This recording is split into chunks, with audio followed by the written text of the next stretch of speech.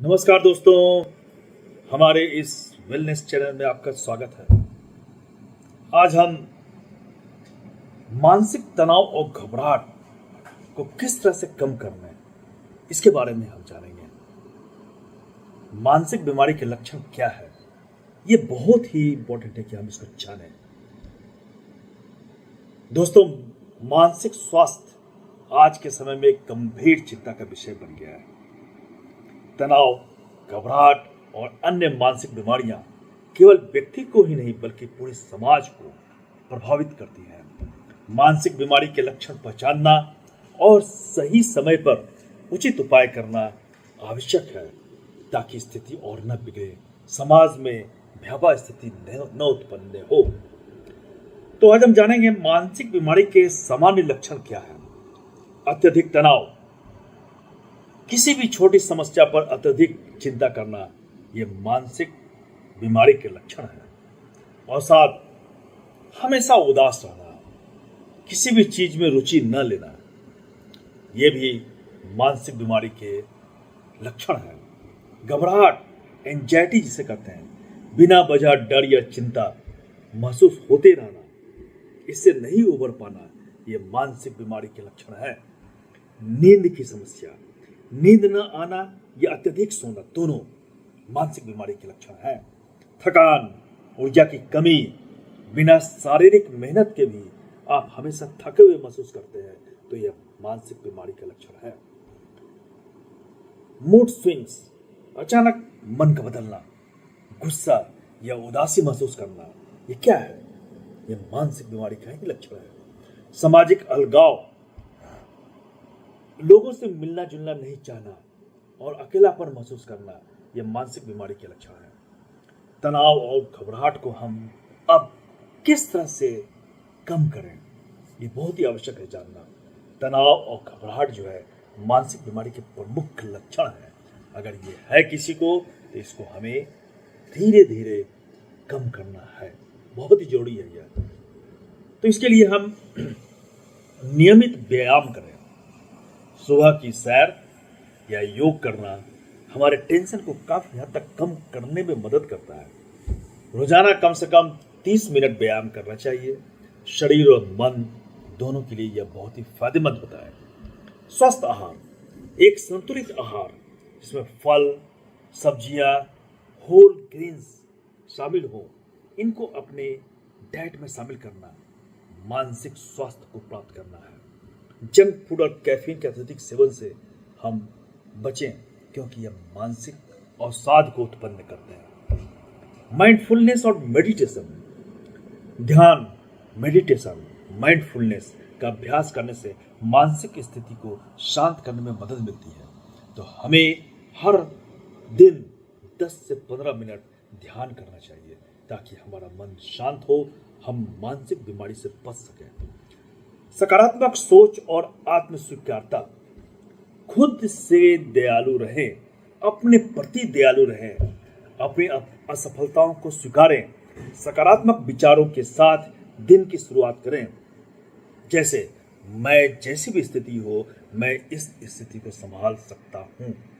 ये बहुत ही है जरूरी है सोचना। तो इस तरह से जब हम सकारात्मक पॉजिटिविटी अपने में लाएंगे तो मानसिक बीमारी अपने आप दूर चली जाएगी।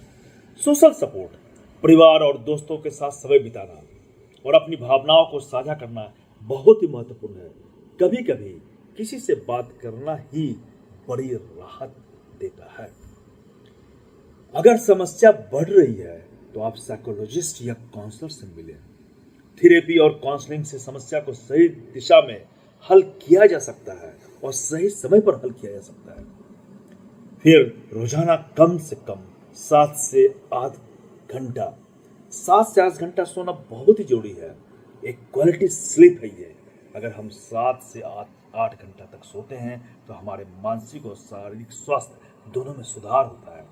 अच्छी नींद के लिए हमें सोने से पहले स्क्रीन टाइम कम करना होगा। हम टीवी, मोबाइल या लैपटॉप या कंप्यूटर देखना बंद करें, यूज करना बंद करें और आरामदायक माहौल बनाएं। एक कंफर्टेबल एनवायरनमेंट उत्पन्न करें ताकि हमें अच्छी नींद आएगी।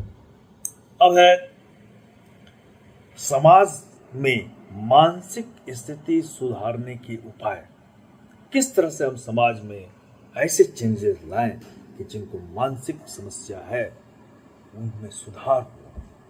समाज में मानसिक स्वास्थ्य के प्रति जागरूकता बढ़ाने के लिए वर्कशॉप और सेमिनार आयोजित करना काफी आवश्यक है। स्कूलों और कॉलेजों में मानसिक स्वास्थ्य पर चर्चा होनी चाहिए।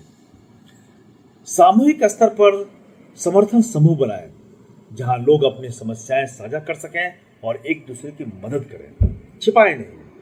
अगर समूह में इस समस्या को अगर हम बतलाएंगे तो लोग एक दूसरे से अपने आइडियाज को एक्सचेंज करेंगे और अपनी समस्याओं को हल करने में उन्हें काफी मदद मिलेगी।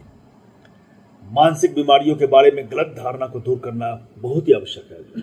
लोगों को यह समझाना है कि मानसिक बीमारी कोई कमजोरी नहीं है, बल्कि यह एक ऐसी स्थिति है जिसे ठीक किया जा सकता है और यह स्थिति हमारे घर, परिवार और सामाजिक स्थिति के कारण उत्पन्न हुआ है। तो इस तरह से हम इसको अपनी कमजोरी नहीं माने। ये कमजोरी जो है समाज की है, परिवार की है और माहौल की है। तो ऐसा समझते हुए हम मानसिक बीमारी को देखें और उसका उचित उपचार करें। स्वास्थ्य क्लिनिक, स्थानीय क्लिनिक और स्वास्थ्य क्लिनिक और अस्पतालों में मानसिक सेवाएं उपलब्ध रहती हैं, उसका उपयोग करना, उससे सहायता प्राप्त करना ये बहुत ही आवश्यक है। तभी मानसिक बीमारी जो है जड़ से खत्म हो जाएगी। और फिर ऐसे व्यक्तियों की कहानियों को साझा करना जिन्होंने मानसिक समस्याओं को दूर किया है, इस समस्या से अपने को उबारा है और एक स्वस्थ जीवन जी रहे हैं, ये दूसरे के लिए प्रेरणा होती है, दूसरे को इससे प्रेरणा मिलती है।